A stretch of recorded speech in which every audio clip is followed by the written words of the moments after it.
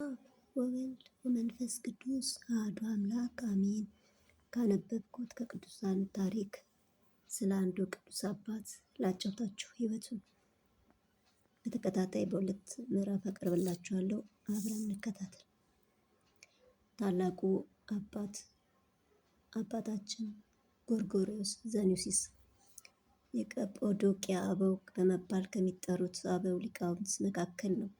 የተወለደው በቂሳሪያ ከተማ በ335 ወይም 36 ዓመተ ምህረት አካባቢ ሲሆን አባቱ ባሲሊዮስ እናቱ ደግሞ ኤሜሊያ ትባላለች። አባቱ ባሲሊዮስ ንግግር አዋቂ ነበር። የጥር 6 ስንክሳር አባቱ ኤድሮስ እንደሚባል ይናገራል። አያይዞም እርሱም ከአንጾኪያ ሀገር ሰዎች ንጹሕና ቅዱስ የሆነ ቄስ ነው ይለዋል። በሀብት የተሟላለት በክርስትና ሕይወቱም ጠንካራ ነበር።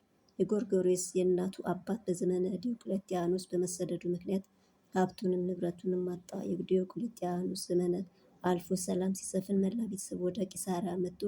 በዚያ ኑሮ ጀመረ። በቤተሰቡ ውስጥ በጠቅላላ 10 ልጆች ሲኖሩ 5 ወንዶች 5ቱ ደግሞ ሴቶች ናቸው። አባቱ ባሲሊዮስ ገና በልጅነታቸው በመሞቱ ምክንያት ልጆቹን ያሳደገቻቸው ሴት አያታቸው ማቅሪናና እናታቸው ኤሜሊያ ነበሩ። በእነዚህ ሁለቱ እናቶች በቅንነታቸውና በጠንካራ ክርስቲያናዊ ሕይወታቸው የታወቁ ናቸው። ሁሉም ልጆች ለከፍተኛ ማዕረግ የደረሱ መሆናቸው ቢገለጥም በዝርዝር ታሪካቸው የታወቀው ግን የአራቱ ወንዶችና የአንዲት ሴት እህታቸው ብቻ ነው። ከሴት አያታቸው የወረሰችው ማቅሪና የቤተሰቡ ዋና አገልጋይ ነበረች። የሕፃናቱን ትምህርትና አስተዳደግ በተመለከተ ከእናቷና ከአያቷ ጋር ሱታፌ ነበራት። በአራቱ ወንዶች መንፈሳዊ ሕይወት ውስጥም የእርሷ አስተዋጽኦ እንዳለበት ድርሳናት ይመሰክራሉ።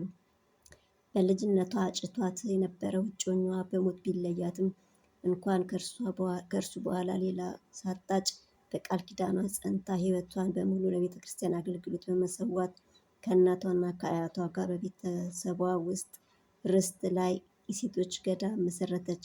ይህ ገዳም በኤሬስ ወንዝ ቆሬ ውስጥ አነሲ በተባለ ቦታ የሚገኝ ነው።